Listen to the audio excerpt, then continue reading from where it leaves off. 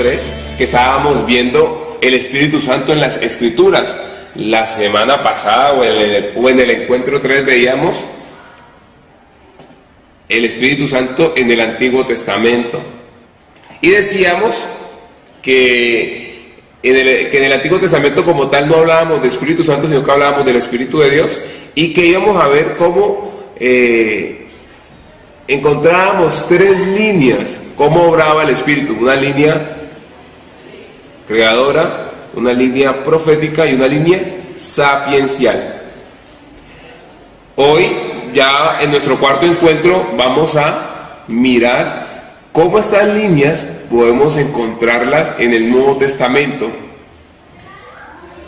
Pero antes quiero invitarte a que leamos este texto, Segunda de Timoteo, capítulo 3, versículos del 14 al 17. Segunda de Timoteo, capítulo 3, versículos del 14 al 17. Tú permanece fiel a lo que aprendiste y aceptaste con fe. ¿Sabes de quién lo aprendiste? Recuerda que desde niño conoces la Sagrada Escritura, que puede darte sabiduría para salvarte por la fe en Cristo Jesús.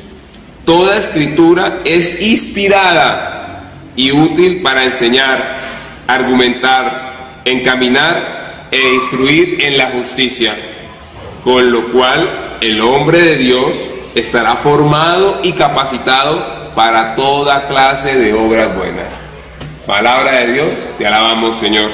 He querido escoger este texto para que le pidamos al Señor que seamos amantes de la palabra de Él, amantes de su palabra, y que siempre el Señor nos regale mucha hambre y sed para que vengamos a alimentarnos de ella, porque recuerda que Jesús nos dice: no solamente de pan vive el hombre, sino de toda palabra que sale de la boca de Dios.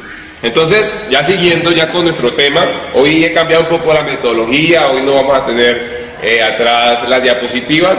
He hecho un pequeño resumen y voy a ir caminando poco a poco. Entonces, lo primero que es que, aunque no es fácil, pues vamos a tratar de hacer un pequeño resumen, ¿ya?, sobre la obra del Espíritu Santo en el Nuevo Testamento, tratando de tomar las temáticas que tomamos en el Antiguo Testamento, como lo decía ahora, la temática o la línea creadora, la línea profética y la línea sapiencial. Entonces vamos a ir realizando pues un caminar a través de del Nuevo Testamento, pero nos vamos a quedar en lo que son los evangelios, Hechos de los Apóstoles, y vamos a mirar un poco todo lo de San Pablo, como dicen por ahí, el Corpus Paulino. Recordemos que los evangelios están divididos en los evangelios sinópticos y en el evangelio de Juan, que el evangelio de Juan es un evangelio más espiritual, más teologal, por decirlo de esta manera. Entonces, sabemos que entre los evangelios pues, sinópticos tenemos a Mateo, Marcos y Lucas, y nosotros nos vamos a quedar un poco con Lucas cuando estemos mirando todo este breve resumen, sobre todo porque ustedes saben que Lucas es el mismo escritor de los Hechos de los Apóstoles, y algunos expertos dicen que los Hechos de los Apóstoles es el evangelio ¿de quién? Del Espíritu Santo. Entonces se ve que Lucas, autor sagrado, ha bebido mucho de la espiritualidad, de mucho de esta parte de lo que es el caminar con el Espíritu Santo. Aunque también pues vamos a mirar así a grandes rasgos también los otros evangelios, muy por encima, pues porque es un breve resumen, no tendríamos tiempo para mirar todo. Y después vamos a pasar a Juan, que ya vamos a ver, vamos a tener otra idea, y ya después vamos a pasar a el hermano de San Pablo, y también vamos a mirar un poco de los Hechos de los Apóstoles. En algunos momentos podemos quedarnos en un punto, pero también podemos estar saltando y viniendo, porque igual la palabra de Dios se va complementando. Entonces sigamos por acá. Se va a intentar mostrar también una relación, la relación que hay entre el Espíritu y Cristo. En otras palabras, vamos a mirar la relación que hay entre la cristología y la neumatología, que el próximo encuentro, en el encuentro número 5, miraremos a profundidad esa parte que se llamará ese tema, las dos manos del Padre. También, todo lo que se realiza nos debe llevar a ¿qué? A beber del Espíritu Santo. O sea, todo esto que vamos a hacer es que recordemos que cuando leemos la palabra de Dios, estamos bebiendo ¿de quién? Del Espíritu Santo, porque ¿quién inspiró las Escrituras? El Espíritu Santo. Por eso, en el texto que leíamos ahora, en el versículo 16, dice, toda Escritura es inspirada ¿por quién? Pues por el Espíritu Santo. Y ya vamos entrando. Entonces, cuando empezamos a ver en el Nuevo Testamento, por lo menos dar un ejemplo, los evangelios sinópticos, como les decía, si tomamos a Lucas, vamos a ir encontrando unos eventos muy interesantes y muy hermosos, que son Lucas. En Lucas encontramos que el Espíritu Santo desciende sobre María, y cuando desciende sobre María, nos están hablando de cuando el ángel se le presenta a María y le dice, alégrate, llena de gracia, el Señor está contigo, y que dice que el Espíritu Santo va a descender sobre ella y va a suceder la encarnación. Y después vemos que después de que termina ese diálogo entre el ángel y María, y que sucede la encarnación, que baja el Espíritu Santo y el Hijo de Dios se encarna en el seno de María, vemos que María, recuerden, está llena de gracia. Otros dirían, está rebosante de gracia. Es como cuando uno está en la casa y uno está haciendo oficio y uno deja la llave y que empieza el agua a rebosarse y a salirse del recipiente. María estaba así. María estaba llena de la gracia de Dios y empieza a rebosar a Dios. Por eso, como está tan llena de Dios, tan llena del Espíritu Santo, el Espíritu Santo la impulsa. ¿A dónde? Al servicio, al amor. Y por eso, ahí mismo en Lucas encontramos el episodio de que María va a visitar a su prima Isabel. Y que cuando hay ese encuentro, María llena a Isabel de ese Espíritu Santo, de esa gracia de Dios, porque está rebosante. Tanto así que la criatura saltó cuando sintió la presencia de ¿quién? De Dios a través de la Virgen María. Es muy hermoso ver eso. Y recuerden que la idea de este caminar, como se los decía cuando vinieron la semana pasada al encuentro presencial, que es que todo esto nos sirva para la vida. Ustedes y yo tenemos que ser como María, rebosantes, llenos de la gracia de Dios. ¿Y cuál es la manera? La Escritura. Por eso estamos viendo este tema, el Espíritu Santo, en la Sagrada Escritura. Entonces recuerden, María es la llena de la gracia de Dios. Entonces, en Lucas también Juan el Bautista nos va a hablar sobre ¿qué? Sobre el bautismo de Jesús. Y recuerden que la semana pasada veíamos ese tema. Entonces es muy hermoso ver cómo el Espíritu Santo desciende ¿sobre quién? Sobre Jesús, y se escucha la voz del Padre. Entonces estamos viendo el obrar del Espíritu Santo a través de los sinópticos, especialmente a través de Lucas. Y decíamos y explicábamos por qué el Espíritu Santo bajaba sobre Jesús. Y ahí también tenemos la oportunidad de ir conectándonos con los otros textos, y vemos que en ese texto aparece la Trinidad en pleno. Está el Hijo, el Espíritu Santo desciende y se escucha la voz del Padre. Este es mi Hijo amado. Jesús, después vamos a encontrar ese texto hermoso donde Jesús es impulsado ¿a dónde? Al desierto. Hemos hablado de Lucas, pero si vamos a Mateo también lo encontramos en Mateo 4, capítulo 4, versículos del 1 al 11. Hermoso texto que sería bonito que lo miraras. Es ver cómo Jesús entra al desierto. Y ese tiempo, dice que estuvo un tiempo en ayuno. Y aprovechando que ya se acerca el miércoles de ceniza, ¿para qué es el ayuno? Muchas veces uno me voy a preguntar.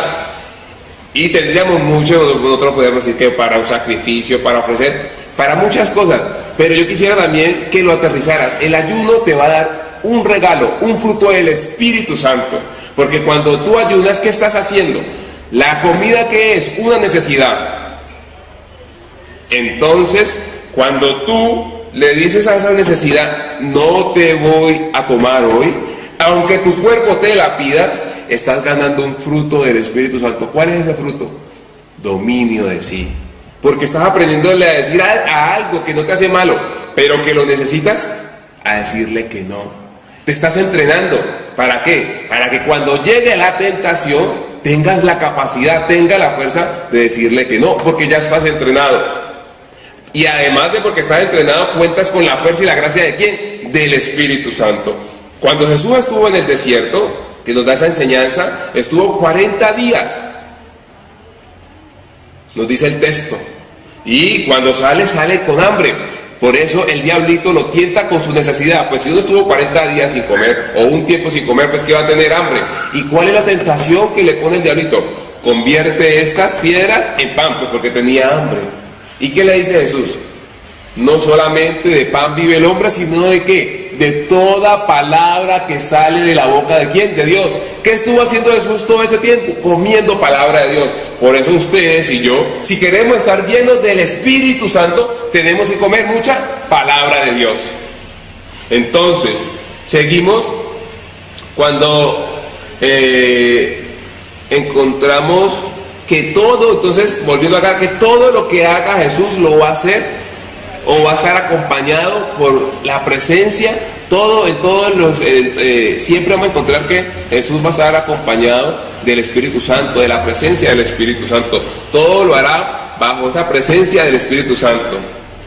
Después vamos a encontrar un texto hermosísimo cuando Jesús, ungido por el Espíritu Santo, va a decir esto: Padre, te alabo, te bendigo, porque todas estas cosas se las ha revelado a la gente sencilla. Otra enseñanza maravillosa. El Espíritu Santo nos va a dar un don. Recuerden que también encontramos un texto hermoso donde Jesús nos va a decir, si no estoy mal es Mateo 11, 28 al 30, donde va a decir: aprendan de mí que soy manso y humilde de corazón. Esa sencillez que está hablando Jesús en Lucas 10, 21 es ser humildes, ser sencillos, para que la gracia del Señor pueda obrar con todo su poder. Porque si no, si estamos llenos de tantas cosas, posiblemente no dejemos entrar la gracia. Poner un ejemplo muy sencillo. Algunas veces en la casa nos han enseñado muchas cosas y o es parte de la tradición, por decirlo así. Y muchas veces tenemos que ser cuidadosos porque la tradición está por encima de la palabra.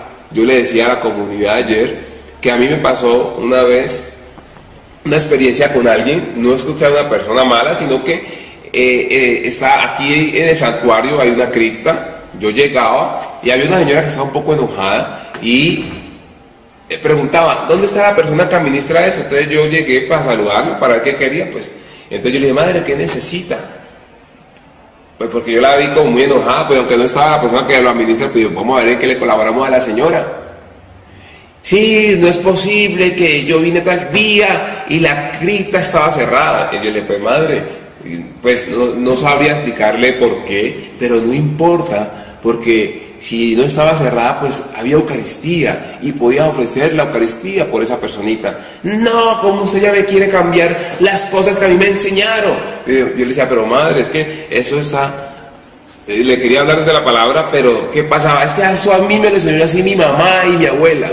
Entonces muchas veces esa tradición lo que enseña, si uno no es sencillo y humilde, porque así me lo han enseñado, uno puede llegar hasta anular la palabra. Por eso necesitamos la presencia del Espíritu para que nos haga sencillos y humildes. Muchas veces también, para no irnos tan por allá, nos puede pasar algo muy sencillo, como que hay gente que está en la misa y nosotros decimos que la Eucaristía es el cielo en la tierra.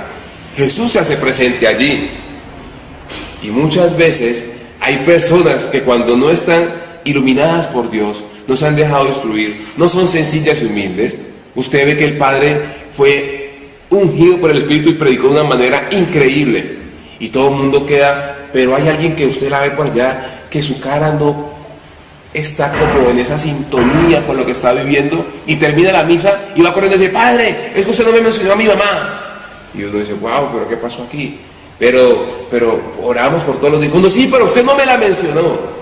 Entonces, cuando se le trata de explicar, aunque no la hayamos mencionado, estuvo en la intención. Cuando el Padre dijo: pongamos la oración aquí en el altar, ahí pudiste haberla puesto si el Padre no la mencionaba. Cuando estaban las ofrendas, ahí la hubieras podido poner. Pero también cuando el Padre está en la plegaria y que dice, oremos por los que ya partieron, ahí hubieras podido también poner a ese ser querido. Pero si uno no es humilde y sencillo, uno puede anular la presencia del Señor. Después vamos a ir caminando un poco más y vamos a decir pues que un texto muy hermoso, Lucas 11, capítulos del 1 al 13, cuando al final dice Jesús, si ustedes que son malos saben dar cosas buenas a sus hijos, ¿cuánto más no les dará el Padre Celestial, el Espíritu Santo, a quienes se lo pidan? Y veíamos que en Romanos 8, aunque me adelante un poquito, aunque salte, Romanos 8, 26, 27 nos dice por qué hay que pedirlo, porque somos débiles y Él nos ayuda, porque no sabemos cómo orar, pero Él ora por nosotros. Entonces, después vamos a ver la restauración. O sea, los apóstoles esperaban una restauración, pero ¿qué restauración esperaban? Esperaban pues que Jesús iba a arrasar con el imperio romano, pero la restauración que Jesús les prometía era la venida ¿de quién? Del Espíritu Santo. ¿Por qué? Porque los apóstoles, cuando reciben el Espíritu Santo, se llenan de un ardor, de una fuerza que sale. Después de estar acá, salen y dicen que todos los oían hablar en su propia lengua. ¿De qué? De las maravillas de Dios. Entonces, ese reino que se viene a instaurar es ese espacio donde Jesús está con nosotros y nos instruye como discípulos, como apóstoles, pero que también nos da un hermoso regalo, que es el Espíritu Santo, donde le va a dar esa plenitud a eso que Jesús nos ha enseñado y nos da ese ardor, esa fuerza para ir a manifestarla a otras personas, y que con ese testimonio de vida, con esa conversión de vida, yo también vaya instaurando ese reino de Dios que se debe instaurar en mi vida y en la vida de los demás. Vamos encontrando pues que ya vamos a ir saltando, ya hemos salido un camino así, acuérdense que es un breve resumen. Ahí hemos mirado un poco lo que es los sinópticos, hemos mirado por ahí Mateíto, hemos mirado por ahí Lucas, poco a poco. Entonces, vamos a ver pues que ya hemos hablado un poquito de Pentecostés. Eso ya estamos como tirándonos un poquito a los hechos de los apóstoles, poco a poco. Entonces ya vamos mirando que en los hechos de los apóstoles vemos cómo en los hechos de los apóstoles se dice que es el evangelio del Espíritu Santo. Vemos ese obrar del Espíritu Santo tan fuerte, tan hermoso, y vemos cómo los apóstoles salen y tienen la capacidad de anunciar las maravillas de Dios. Entonces también vamos viendo cómo en ese momento, cuando están gente de todos lados, la diversidad, y cómo en esa diversidad se puede ir formando una comunidad. El Espíritu Santo hace que nos vayamos abriendo hacia los demás. ¿Para qué? Para ir haciendo comunidad. Y el Espíritu Santo desciende, mire, sobre todos. El Espíritu Santo no es exclusivista. Por eso lo vemos en los Hechos, cuando Pedrito va y le predica a Cornelio. Dice el texto también que ellos fueron y ungieron a los samaritanos. Y estos también recibieron el Espíritu Santo. O sea, el Espíritu Santo no solamente quedó para un grupo selecto, sino que quedó para todos. Todos estamos en la capacidad de recibir y dejar obrar al Espíritu Santo. Jesús, ungido por el Espíritu Santo, también nos va a decir lo hecho de los apóstoles, pasó haciendo el bien. Nosotros somos hombres y mujeres de Cristo. Tenemos que imitar a Cristo, es nuestro modelo. Él, ungido por el Espíritu Santo, pasó haciendo el bien. Tú y yo también tenemos que pasar haciendo el bien. Tenemos que dejar que el Espíritu Santo obre en cada uno. Entonces vamos a ver en los Hechos de los Apóstoles cómo el Espíritu Santo acompaña a la iglesia. Entonces vamos a ver cómo el Espíritu Santo hace nacer la iglesia, y además que la hace nacer, la expande. Hasta ahí hablaremos del Espíritu Santo en los Hechos de los Apóstoles. Ahora vámonos a Juan. En Juan es algo muy interesante, muy hermoso, porque en Juan el Espíritu Santo es un don del resucitado. El resucitado nos dice, les conviene que yo me vaya, porque si yo no me voy, no vendrá ¿quién? El Espíritu Santo. Jesús nos lo dice.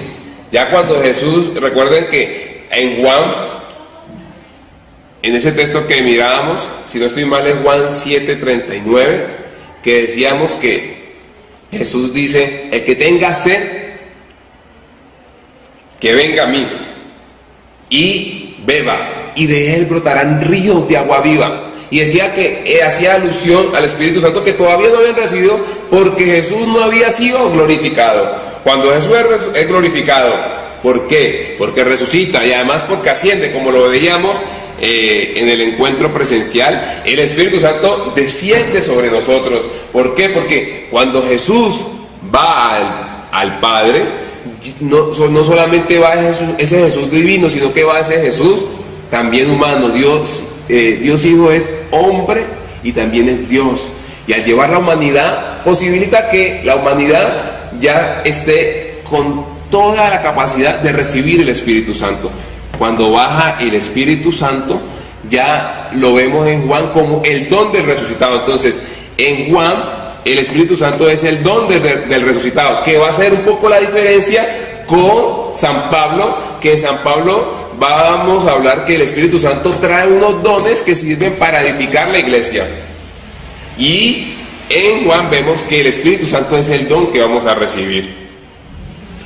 Entonces aquí también vamos a ir mirando un poquito como las dimensiones. Aquí vamos a ver esa dimensión de la creación, donde si recordamos a Juan con el diálogo de Nicodemo, donde se nos habla de un nacimiento nuevo, pero ese nacimiento es del agua y del Espíritu, una vida nueva. Por eso también vamos a encontrar en Juan, cuando Jesús resucitado se aparece a sus discípulos, ¿y qué hace Jesús? Sopla sobre ellos. ¿Y qué dice? Reciban el Espíritu Santo. A quienes le perdonen los pecados les quedan perdonados.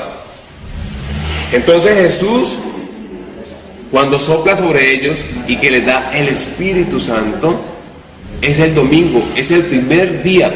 Es como para decir que Jesús va a instaurar una nueva creación, porque apenas está comenzando la semana. O sea, una nueva creación. ¿Y cuál es esa nueva creación? Donde Jesús le da ese poder a los apóstoles de ser instrumentos de Él, para que Jesús a través de Él perdone los pecados y les dé una vida nueva en Cristo y en el Espíritu Santo. Podemos ir viendo también la dimensión profética, cuando Jesús va a prometer el Espíritu, el que los consolará, que les enseñará. Y la misión del Espíritu es llevar a la comprensión plena el mensaje de Jesús.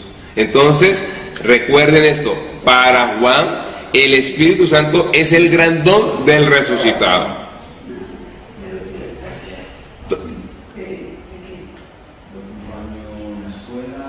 Hasta ahí podríamos dejar lo que es Juan. Pasemos ahora a San Pablo para ya ir cerrando. En San Pablo vamos a ver lo siguiente: el Señor es el Espíritu, y donde está el Espíritu del Señor, allí está la libertad. Ya en San Pablo nos va a hablar mucho de, por lo menos algo que podemos decir es que San Pablo no conoció al Jesús histórico, pero el Espíritu Santo, a través de esa revelación, tuvo un encuentro personal con Cristo. ¿Por medio de quién? Del Espíritu Santo. Entonces vamos a encontrar que en San Pablo se nos va a decir que por Adán perdimos nuestra libertad, porque nos volvimos esclavos por el pecado. Y él nos va a decir que cuando viene el Espíritu Santo nos va a regalar la libertad de los hijos de Dios. Y él va a hablar mucho del combate entre la carne y el espíritu, pero no viendo la carne desde la parte sexual o algo, sino la carne como todo lo que se opone al proyecto de Dios. Y por eso vamos a encontrar en Gálatas 5, ese texto tan hermoso, los dones que nos da el Espíritu, los frutos que nos da el Espíritu Santo, pero también vamos a encontrar los frutos de la carne. Y eres libre, la libertad de los hijos de Dios. Tú eliges si quieres vivir bajo los frutos del Espíritu o quieres vivir bajo los frutos de la carne. Entonces, se nos invita a eso, a que nos dejemos guiar por el Espíritu de Dios y no por la carne. Después vamos a encontrar también toda la parte carismática de los carismas, donde nos va a decir San Pablo que el Espíritu Santo trae unos dones. Es hermoso, te dejo la invitación para que te leas Primera de Corintios, el capítulo 12, el capítulo 13 y el capítulo 14, donde en el capítulo 12 te van a hablar sobre los dones del Espíritu Santo. Ya ahí más adelante también vamos a encontrar un poco sobre la iglesia, y en el capítulo 14 se nos va a explicar un poco sobre cómo utilizar estos dones. Entonces vamos a ver también esa manifestación tan hermosa y tan plena, y va a aparecer un don que es maravilloso, que es hermoso: el don del discernimiento de espíritu, para discernir lo que viene de Dios y lo que no viene de Dios. Hay cantidad de dones, y San Pablo va a decir que uno de los dones más grandes es el don del profetismo. Pero cuando habla de este don, lo habla más desde el punto de vista que el don de la profecía es anunciar la palabra de Dios. San Pablo nos va a hablar de los dones. Si vas a 1 Corintios 14, él va a colocar en comparación diferente. No, tomamos después de aquí. Como les iba diciendo, San Pablo va a hablar sobre los dones, por eso les decía que leyéramos de 1 Corintios 12, capítulos 12, capítulos 13 y 14.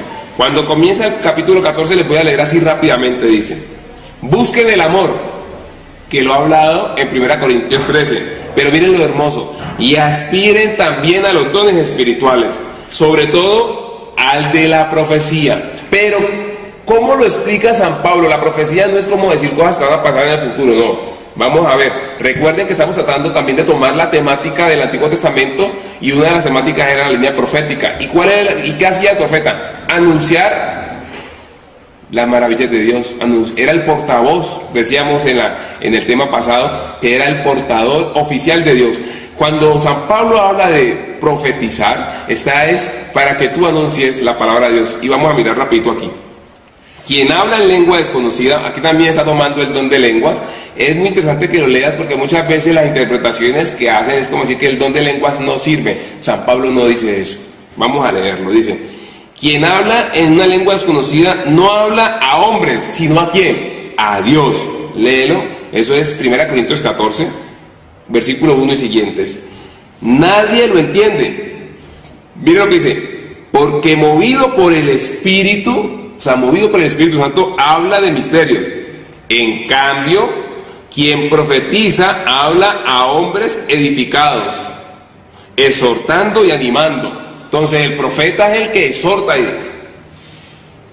también, como decíamos, denuncia lo que no está bien, pero animando, también anuncia la palabra de Dios, fortaleciendo. Y dice: quien habla en lengua, en una lengua desconocida, dice, se edifica él mismo. Quien profetiza edifica a la iglesia. Y dice: me gustaría que todos tuvieran el don de lenguas, pero prefiero que profeticen. Entonces él al final, ¿qué es más?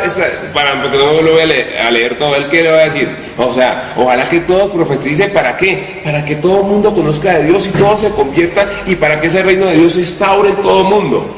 ¿Y qué le dice? Va a decir: el don de lenguas déjelo para usted.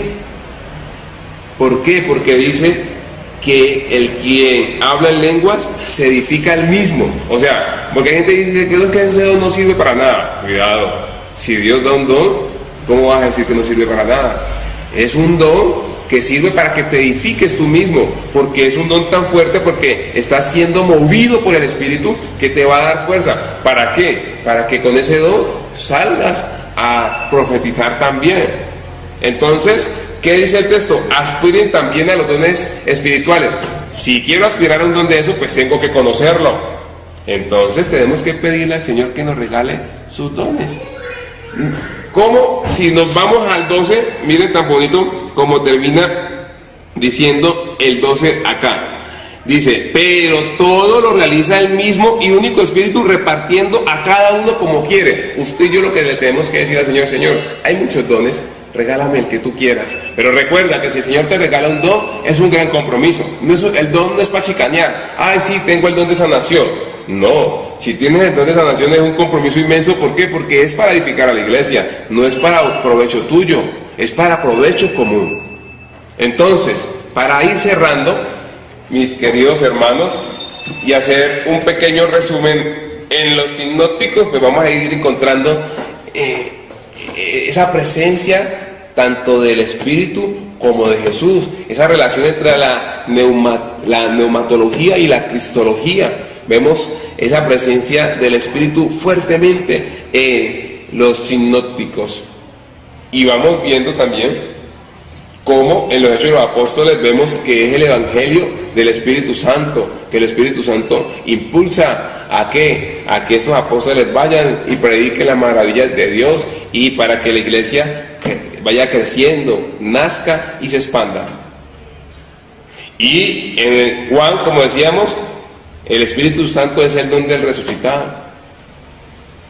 Y ya con nuestro hermano San Pablo veíamos que el Espíritu Santo nos regala la libertad de los hijos de Dios y también nos da unos dones que nos capacita para la edificación de la iglesia. Me alegra compartir contigo este espacio.